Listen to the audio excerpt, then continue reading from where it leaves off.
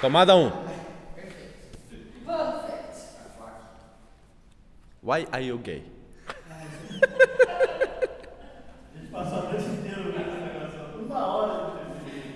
Ó, um extra aqui pra vocês. Depois vocês vão no YouTube e coloquem lá assim, Why are you gay? É uma entrevista numa da Uganda, né? É uma ativista pró-LGBT. E lá na África eles não conhecem muito homossexualismo, né? E aí ela chamaram ela pra fazer uma entrevista. E o cara olhava pra ela assim, Why are you gay? Por que você é gay? Na cara dura, assim. Should I call you mister? Que a pessoa tá... É bem legal. Who says I'm gay? Aí ele para assim. You are gay. Aí ele chama um pastor pra conversar. O pastor traz banana, pepino, pra explicar, né? Aí o pastor aqui. You are not a man. You are a girl. You are a girl. You don't have the equipment. You see? They don't have the equipment. So they use carrot, they use banana, they use cucumber. E sério, não é humor não, viu? É uma entrevista séria. Então vamos lá. Então, semana passada não, na última aula, há 2 semanas atrás, eu fiz uma introdução, né, bem geral, genérica, a Santo Agostinho. E o foco aqui é nós falarmos sobre as Confissões de Santo Agostinho, que é a obra central dele, né? As 3 obras principais dele são as Confissões, a Trindade e a Cidade de Deus, né? Mas as Confissões é uma obra central. É uma obra central porque, claro, tem o núcleo do pensamento dele, e também porque ela é um marco na história humana. Ela é a primeira obra do gênero, do tipo, porque ela condensa em si uma autobiografia, um tratado filosófico, um tratado teológico e um livro de espiritualidade. Tudo ao mesmo tempo, né? Ele faz tudo isso nesse livro. E ele é a primeira autobiografia genuína da história, porque nós tínhamos autobiografias anteriores a essa, mas elas são todas enfeitando a pessoa. Tipo assim, contando só o lado bom da vida da pessoa. Ele faz o contrário, ele conta principalmente o lado ruim da vida dele, né? Porque ele se retrata, né? É por isso que chama, né, Confissões. Só que Confissões também não é simplesmente o ato de confessar, de chegar e começar a contar os seus pecados. Mas é um método filosófico também, que ele desenvolve, eu vou desenvolvendo aqui com vocês, tá? Explicando melhor. E também um método de espiritualidade, de autoconhecimento, de crescimento espiritual também, ok? Nós temos aqui também, a presença nesse livro, do auxílio da graça divina, né? Então, Santo Agostinho não escreve, o mérito não é só dele, né? Então ele mesmo deixa claro que ele escreve isso aqui com o auxílio da graça, ou seja, é Deus que escreve por meio dele, né? Não chega a ser uma coisa revelada como as Sagradas Escrituras, mas é algo inspirado sim, que tem grande inspiração divina, ok? Eu queria começar, antes da gente ler os trechinhos, o Guilherme tem uma pergunta. Você quer no final? Tá, então deixa para o final. Eu vou ler no trechos, né, principais, que eu acho que vale muito a pena ir comentando, porque Santo Agostinho ele é muito poético. Todo mundo aqui, a maioria acho que leu, né? E vocês veem que tem uma presença muito grande da poesia e ele faz orações o tempo todo. Só que no meio da oração tem tudo isso que eu falei. Você tem filosofia, você tem teologia, você tem espiritualidade, você tem ele confessando, fazendo a autobiografia dele e tudo mais. Então, as Confissões, o livro, né, a obra é composta por 13 livros, né? Vamos começar pelo livro 1, obviamente, que trata da infância, que ele vai fazer ali uma anamnese da infância dele, né, detalhada. E o primeiro capítulo do livro 1 é, pela tradução que eu estou usando, chamado de Invocação ou Louvor. É uma interrogação, invocação ou louvor? Na qual Santo Agostinho começa da seguinte maneira: Sois grande Senhor e infinitamente digno de ser louvado. É grande o vosso poder e incomensurável a vossa sabedoria. O homem, fragmentozinho da criação, quer louvar-vos. O homem que publica a sua autoridade, arrastando o testemunho do seu pecado, é a prova de que vós resistis aos soberbos. Todavia, esse homem, particularzinha da criação, deseja louvar-vos. Vós o incitais a que se deleite nos vossos louvores, porque nos criastes para vós, e nosso coração vive inquieto, enquanto não repousa em vós, ou enquanto não repousar em vós. Primeiro aqui, vocês veem que ele começa a oração com um louvor. Isso aqui não é por acaso, tá?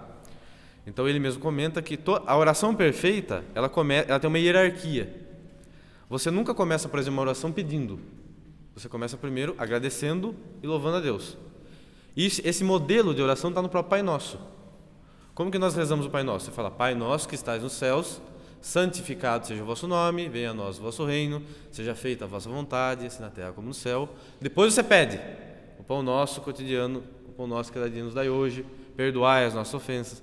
Então o louvor vem antes da petição, né? Porque primeiro você reconhece a Deus pelo que Ele é, né? Deus, excelência pura, né? O sumo bem. Então primeiro você louva a Deus, e aí depois você completa a oração, que pode ser uma petição, pode ser um agradecimento, enfim, né? No caso aqui ele está fazendo um reconhecimento. Então ele começa, sois grande Senhor, infinitamente digno de ser louvado, óbvio, né? A frase mais significativa aqui, bom, aqui quando ele fala, o homem fragmentozinho da criação quer louvar-vos, ele já coloca a nossa condição humana, né? Então o homem, no sentido quantitativo, não é nada, né? Nós somos menores que uma árvore. No sentido qualitativo, nós estamos acima de todos os outros seres materiais.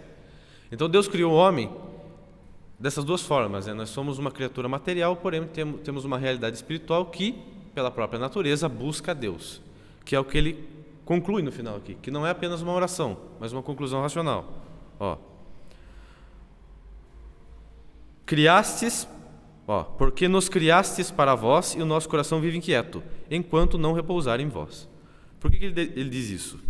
Às vezes a gente lê assim, passa batido, né, como se fosse só uma oração. Eu já comentei aqui com vocês, mas agora dentro desse contexto acho que vale a pena eu repetir. Toda criatura racional, por natureza, só se satisfaz com o infinito, né? As duas potências da inteligência, que é o intelecto e a vontade, ambas tendem ao infinito, né? Isso significa o seguinte, por exemplo, se eu falar o maior número que existe aqui, o intelecto humano naturalmente pensa num número maior. Não tem como você falar o maior número que existe.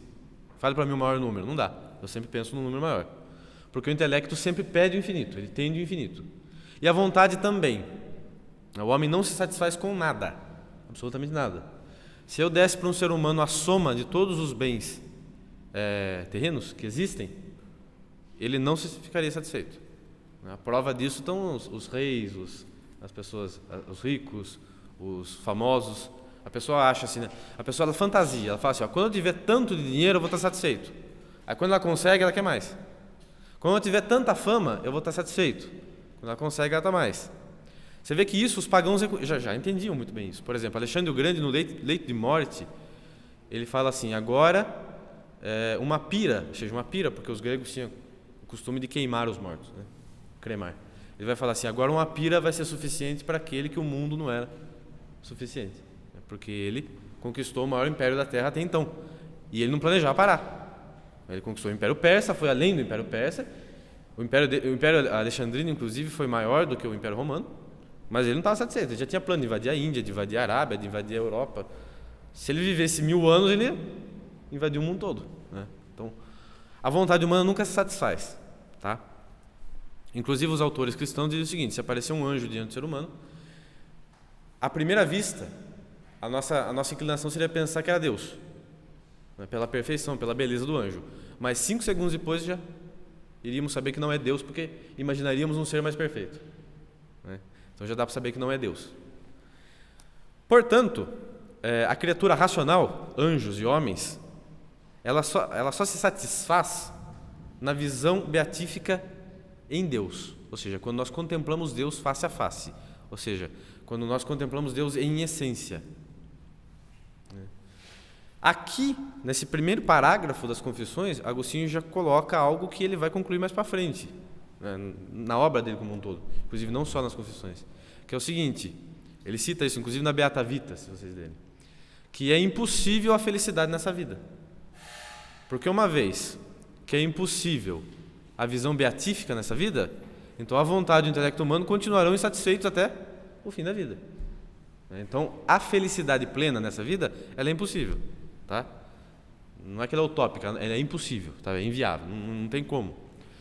O que é possível, que é o que ele vai descrever, que é o que ele atingiu na vida dele, é a paz interior, É um certo nível de paz interior que é possível para essa vida.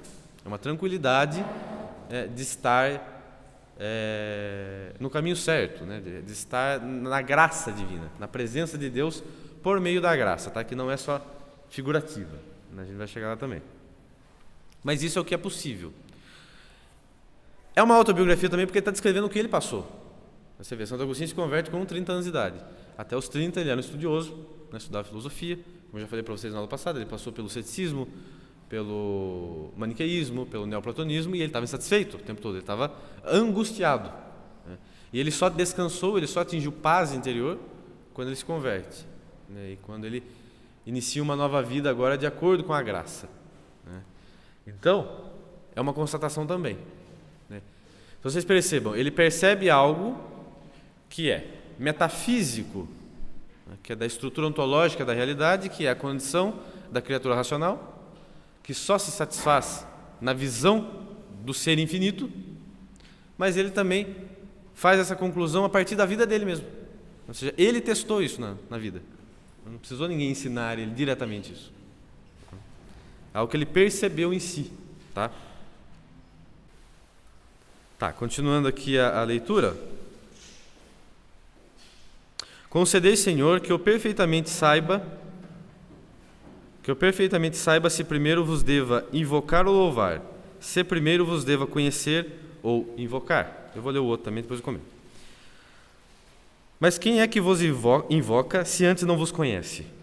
Este, na sua ignorância, corre o perigo de invocar a outrem. Ou, porventura, não sois antes invocado para depois ser desconhecido? Mas como invocarão aquele em que não acreditaram? Ou como hão de acreditar sem que alguém lhes pregue? Louvarão ao Senhor aqueles que o buscarem. Na verdade, os que o buscam, encontrar-lo-ão, e aqueles que o encontram, hão de louvá-lo. Parece meio confuso, né? O que ele fala aqui. Mas ele fala duas coisas. Primeiro, ele faz uma prece. Eu concedei, Senhor, que eu perfeitamente saiba se primeiro vos devo invocar. Aqui é interessante, porque ele faz uma constatação, né, que a alma humana ela só descansa em Deus, e, portanto, fora de Deus, do projeto dele, tudo é ilusão, mas ele pede para Deus para que Deus conceda esse dom para ele, para que ele sempre invoque Deus primeiro. Por quê? Porque a nossa tendência é sempre sair disso. A tendência humana marcada pelo pecado original, sem o auxílio da graça, ela não se mantém na virtude, ela não se mantém dentro da graça, inclusive, né? Nós imos para o pecado necessariamente, tá? A gente tem que evitar um pouco o pelagianismo, a gente tem que evitar muito o pelagianismo. É uma tendência que eu percebo agora até em movimentos católicos, conservadores, neocatólicos, né, neoconservadores. Eu vejo um traço meio pelagiano nas pessoas. A pessoa fala assim, eu me converti porque eu estudei, porque eu fiz aquilo. E tá, só que assim, não é você que se converte, tá? É Deus que te converte, né? E não é você que se mantém na virtude, é Deus que te mantém na virtude. Funciona mais ou menos assim, quando você faz merda, a culpa é toda sua. Quando você faz algo bom, é o mérito de Deus, não é seu. É bem isso. Então ele está pedindo para Deus para manter ele na virtude, porque ele, com as forças dele, ele não consegue. Tá? Não é que isso anula o nosso livre-arbítrio, não, ele tem até um tratado sobre o livre-arbítrio. Mas a nossa participação na nossa própria salvação e na nossa própria aquisição de virtudes é simplesmente o quanto nós cooperamos com a graça, o quanto nós estamos abertos para receber. Só que daí ele apresenta um problema aqui, que é o problema do cético, né? Ele fala assim, tá, mas como é que você louva a Deus se você não conhece Ele? Que é o que ele passou, né? Eu não conhecia. Como é que eu louvo? Mas eu tenho que louvar também para conhecer. E ele conclui assim, quem vos busca, na verdade os que o buscam, encontrar-lo-ão. Né? Ele está dizendo o seguinte, isso aqui me lembra a bronca, entre aspas, que ele levou de Santo Ambrósio. Porque Santo Ambrósio falou assim para ele, Agostinho, antes da conversão dele, né? Porque Santo Agostinho se converte em Milão, né? Na época que ele estava lá com Santo Ambrósio. E ele fala assim, Agostinho, você está buscando a verdade, mas você esqueceu que não é você que encontra a verdade. É a verdade que te encontra. Quando ela quer. Porque a verdade ela é uma pessoa, ela não é um conceito. É Cristo. Ele levou um baque com aquilo. E depois, quando ele se converte, ele interioriza isso, né? Ele entende isso perfeitamente, né? Então é o seguinte, que entra de novo no que eu estava falando. O pelagiano, ele acha que ele que se converte, né? Que ele que vai lá e descobre a verdade e toma posse dela, né? Não. O cristianismo é Deus que te interpela, né? Mais ou menos igual Paulo. Paulo, né? A história da conversão de Paulo, ela é mais ou menos, ela serve como símbolo do que acontece com todo mundo. É que ali aconteceu materialmente, mas com as outras pessoas deve acontecer espiritualmente. Que é o quê? Paulo estava lá e Deus literalmente aparece para ele e cai do cavalo, né? Ele poderia ter negado, ele aceita, mas é Cristo que vai ao encontro, né? Então é sempre assim. É Deus que vai ao seu encontro. Ele está falando assim, quem busca a verdade, encontra. Por quê? Porque quem busca a verdade já ama a Deus sem saber. Amar a verdade é amar a Deus. Tanto é que quem não ama a verdade não ama a Deus, ainda que se diga religioso. Tem gente que vai na missa, confessa, comunga, até comunga, mas não ama a Deus, porque não ama a verdade. Às vezes as pessoas perguntam assim, vira e mexe vem essa pergunta, né? Mas a pessoa pode ser niilista na vida por ser ignorante? Não. Porque a pessoa que ama a verdade, ela busca. Se ela vê uma teoria e ela para ali, porque ela amou aquela teoria, porque aquela teoria foi condizente com os sentimentos dela, ela não ama a verdade, ela ama ela mesma. E como invocarei o meu Deus e meu Senhor? Se ao invocá-lo, o invoco sem dúvida dentro de mim. E que lugar há em mim para onde venha o meu Deus, para onde eu possa descer, onde possa descer o Deus que fez o céu e a terra? Pois será possível, Senhor meu Deus, que se oculte em mim alguma coisa que vos possa conter? É verdade que o céu e a terra criastes, e no meio dos quais me criastes e vos encerram? Será talvez pelo fato de nada do que existe pode existir sem vós, que todas as coisas vos contêm? E assim, se existo, que motivo pode haver para vos pedir que venhais a mim, já que não existiria se em mim não habitasseis? Não estou no inferno, e contudo também vós lá estáis, pois se descer ao inferno, aí estáis presente. Por conseguinte, não existiria meu Deus, de modo nenhum existiria. Por conseguinte, não existiria meu Deus, de modo nenhum existiria se não estivesse em mim. Eu não existiria. Ou antes, existiria eu se não estivesse em vós, de quem e por quem e quem todas as coisas subsistem? Assim é, Senhor, assim é. Para onde vos hei de chamar, se existo em vós? Ou de onde podereis vir até mim? Para que lugar fora do céu e da terra me retirarei a fim de que venha depois a mim, meu Deus, que disse, enche o céu e a terra? Então aqui, de novo, acho que fizeram essa pergunta semana passada, na última aula, né? Que é a presença ontológica de Deus em tudo. Você vê que Deus está no inferno, ele fala assim. Por quê? Porque o inferno só existe porque Deus mantém o inferno existindo, né? Tudo que está no ser porque Deus mantém tudo no ser, inclusive o demônio, inclusive as almas que estão no inferno, e inclusive o fogo do inferno que é aceso pela ira de Deus, né? Então tudo que existe tem essa participação metafísica do ser de Deus, ou seja, Deus mantém tudo na existência, né? Não, ele continua aqui, ó. Encerram-vos, portanto, o céu e a terra, porque os encheis? Os enchendo-os, ou enchendo-os, resta ainda alguma parte de vós, já que eles não vos contêm? E, ocupados o céu e a terra, para onde estendereis o que resta de vós? Ou não tendes necessidade de ser contido em alguma coisa? Vós que abrangeis tudo, visto que as coisas que encheis, as ocupais contendo-as. Não são, pois, os vasos cheios de vós que vos tornam estável, porque ainda que se quebrem, não vos derramais. E quando vos derramais sobre nós, não jazeis por terra, mas os levantais, nem vos dispersais, mas os recolheis. Vós, porém, que tudo encheis, não ocupais todas as coisas com toda a vossa grandeza? E já que não podem conter-vos todas as criaturas, encerram elas parte de vós e contêm simultaneamente a mesma parte? Ou cada parte contém a sua, as maiores, as partes maiores, as menores, as partes menores?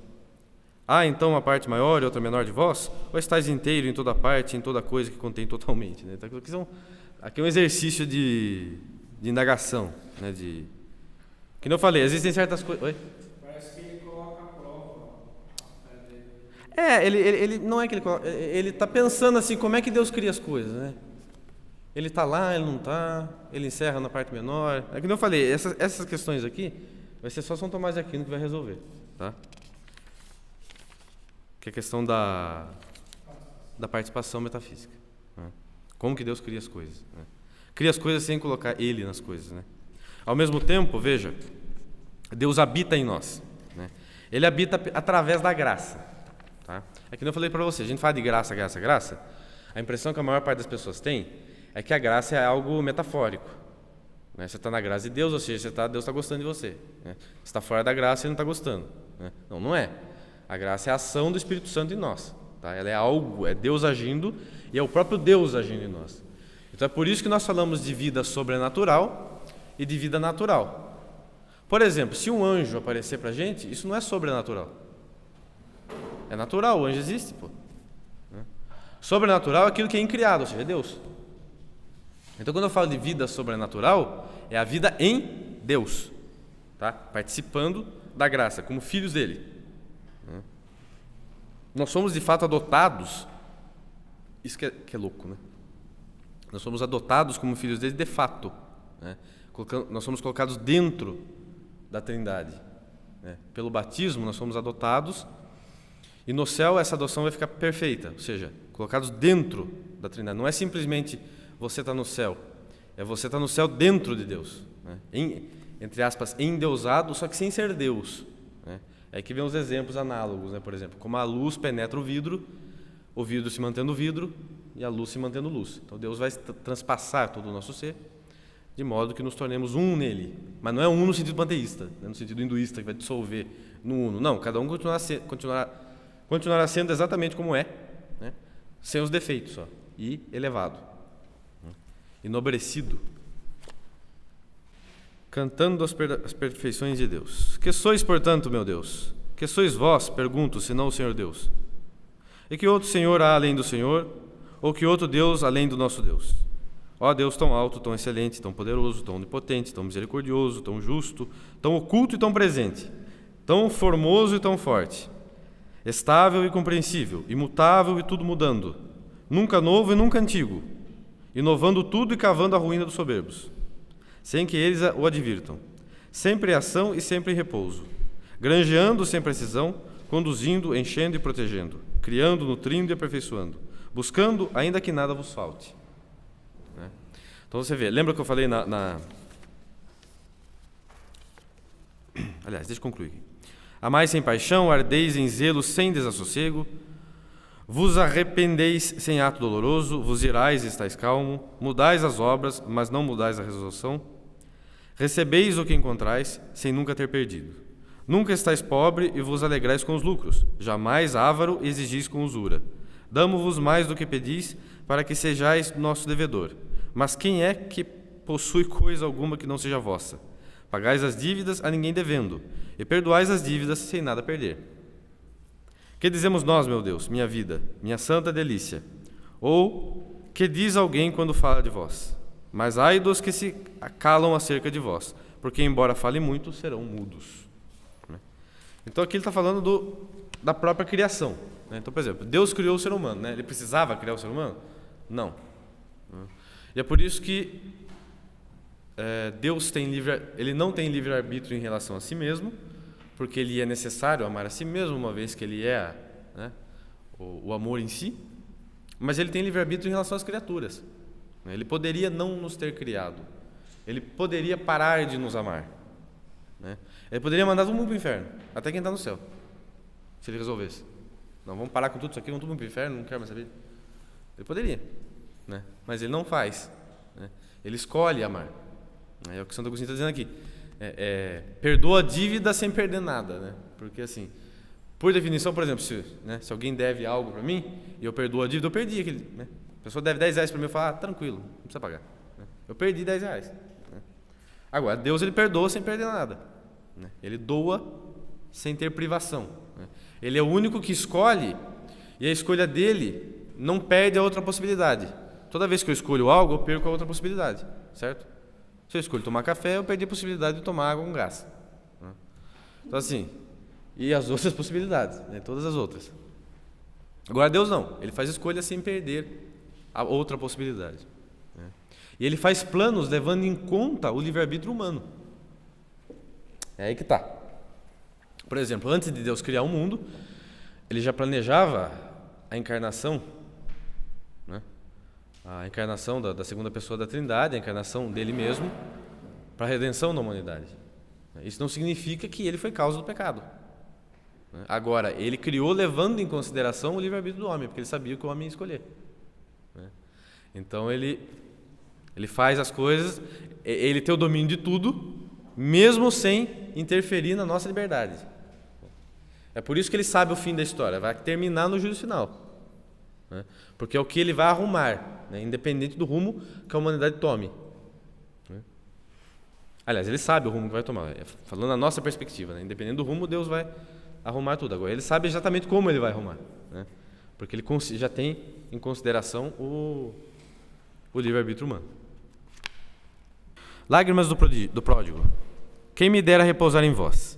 Quem me dera que viesseis ao meu coração e inebriasseis com a vossa presença, para me esquecer dos meus males e abraçar convosco meu único bem. Aqui ele está falando a mesma coisa que São Paulo fala na carta, Para mim, viver é Cristo e morrer é lucro.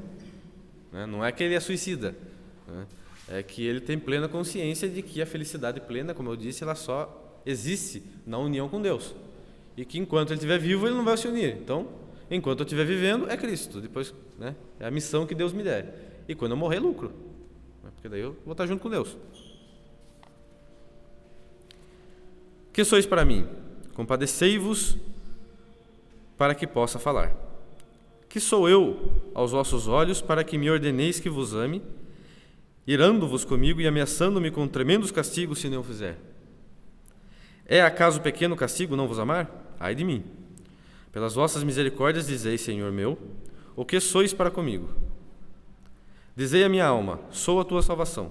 Falai assim para que eu ouça. Estão atentos, Senhor, os ouvidos do meu coração. Abri-os e dizei a minha alma, sou a tua salvação. Correi após esta palavra e alcançar-vos-ei. Não me escondais o rosto, que eu morra para o contemplar, a fim de não morrer eternamente. Reforçando o que ele já disse. A minha alma é estreita habitação para vos receber. Dilatai-a, Senhor. Ameaça a ruína, restaurai-a. Tem manchas que ferem o vosso olhar. Eu o reconheço e confesso. Quem há de purificá-la? A quem hei de clamar, senão a vós? Purificai-me, Senhor, dos pecados ocultos e perdoai aos vossos servos alheios. Creio e por isso falo, vós o sabeis, Senhor. Não confessei contra mim os meus crimes e não me perdoastes, meu Deus, a impiedade do meu coração? Não entro em razões convosco, que sois a própria verdade. Não me quero iludir para que a minha iniquidade não se minta a si mesma. Não quero entrar em razões convosco, porque se atendeis à iniquidade, Senhor, quem permanecerá? Aqui fala um pouco de um assunto que eu comecei a falar na última aula, que é a confiança que nós devemos ter em Deus. Às vezes, nós não entendemos as razões de Deus, o que não significa que Ele não tem razões. Tá? Às vezes, a razão só é revelada muito tempo depois. Às vezes, a gente só descobre a razão porque a gente morre. Mas o fato é que tudo que Deus faz da melhor forma possível. Então, a fé em Deus, ela consiste principalmente nisso, em confiar em Deus e na providência do que está acontecendo. Então, portanto, por exemplo, Abraão, quando Deus manda ele sacrificar o filho, ele não questionou Deus. Foi algo aparentemente injusto. Só que se Deus é a justiça em si, e Abraão sabia disso, então ele tem uma razão para isso. Então o que ele fala aqui? Não questiona a Deus. Isso não significa... inclusive a confiança cega, nós devemos ter só em Deus, em mais ninguém. Agora, de Deus nós não podemos duvidar, porque sendo Ele o bem em si, qualquer ordem vinda dele é para um bem maior, ainda que aparentemente seja um mal, seja um bem menor naquele. Aliás, quando nós vemos uma lei, um mandamento divino que é aparentemente contraditório, nós nem vemos como um bem menor, a gente vê como um mal. É porque, por exemplo, imagina Abraão, se ele leva para o lado errado, mata o seu filho, ele não vai enxergar isso nem como um bem menor. Qual que é o bem menor? Qual que é a satisfação que eu vou ter do meu filho estar morrendo? E do meu filho piorou, né? Então assim, ele só enxerga como mal aquilo, só que ele confia em Deus. E ele vai lá e cumpre a vontade de Deus. Então, é esse que é o desafio da fé e que está além do que nós podemos compreender, não no sentido de que aquilo é irracional ou incognoscível, mas no sentido de que naquele momento não dá para a gente entender ainda. né? É a questão do filho pequeno, né? Quando o pai e a mãe falam, não bota o dedo na tomada, né? A criança não entende o porquê, né? E ela nem tem maturidade para obedecer do jeito que nós devemos, né? Eu só estou fazendo uma comparação análoga, mas no sentido de que o pai sabe por que está proibindo o filho de enfiar o dedo na tomada, né? E a mesma coisa com relação às leis de Deus, principalmente quanto àquilo que nos foi revelado. Por exemplo, existe uma série de leis morais que nós não entendemos direito o porquê, ou até quando nós entendemos porquê, não muda nada na forma como nós sentimos, né? Só que nós devemos cumprir por quê? Porque é o melhor, né? O nosso sentimento não segue o que é melhor, ele segue o que a inclinação manda, né?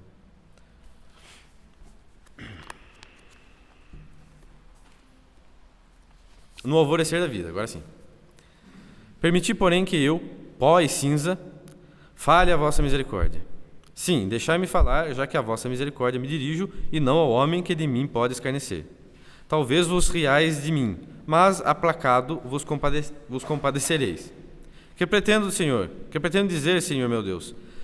Senão que ignoro de onde parti para aqui, para esta que não sei como o chamar. Se vida mortal ou morte vital. Ele é meio engraçado também, né? Receberam-me na vida as consolações da vossa misericórdia, como ouvi contar aos pais da minha carne, de quem e nem quem me formaste no tempo, que eu de nada disto me lembro. Saboreei também as doçuras do leite humano. Não era minha mãe, nem as minhas amas, que se enchiam a si mesmas os peitos de leite. Ereis vós, Senhor, que por elas me dáveis o alimento da infância, segundo os vossos desígnios e segundo as riquezas que depositaste até no mais íntimo das coisas.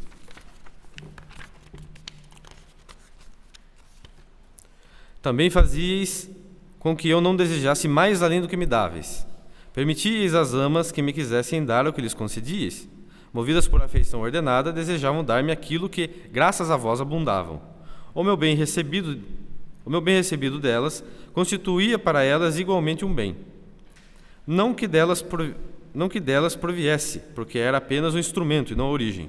De vós, Senhor, me ocorrem todos os bens de toda a salvação. Aqui está falando uma coisa que, em linguagem aristotélica, se chama causa segunda, ou causa média, né?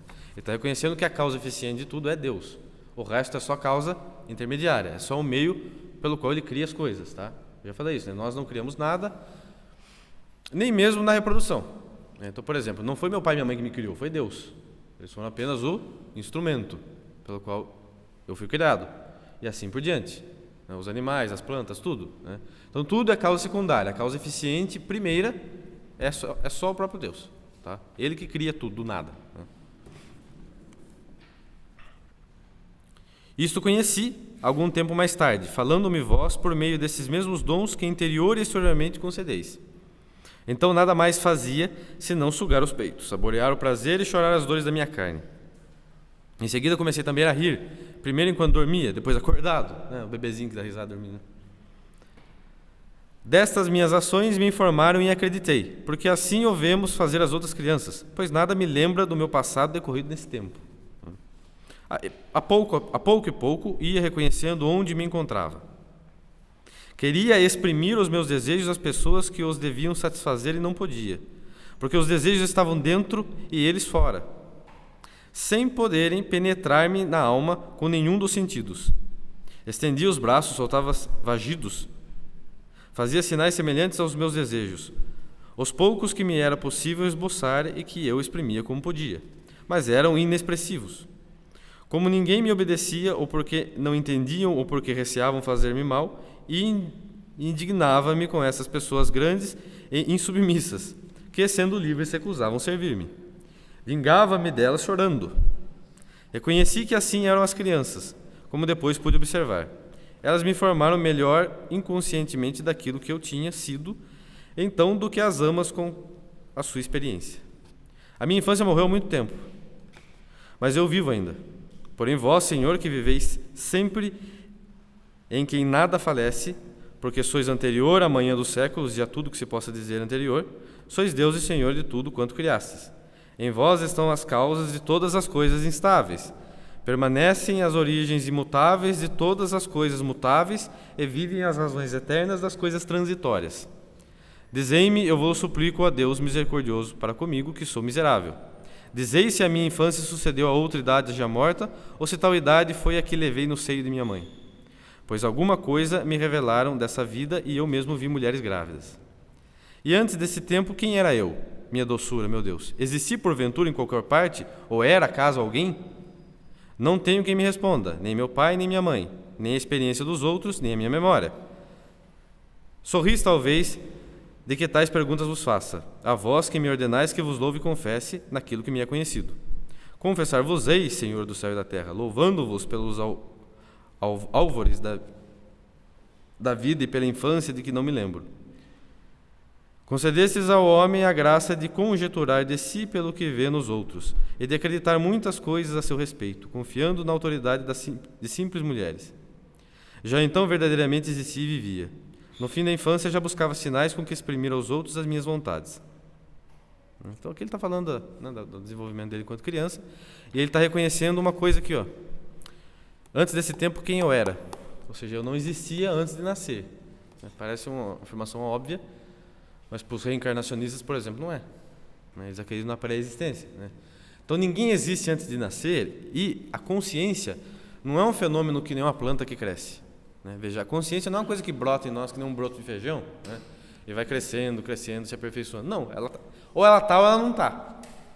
O que se aperfeiçoa é a personalidade. A nossa personalidade vai ganhando forma, vai ficando mais madura, vai ficando mais inteligente, etc. Agora a consciência não.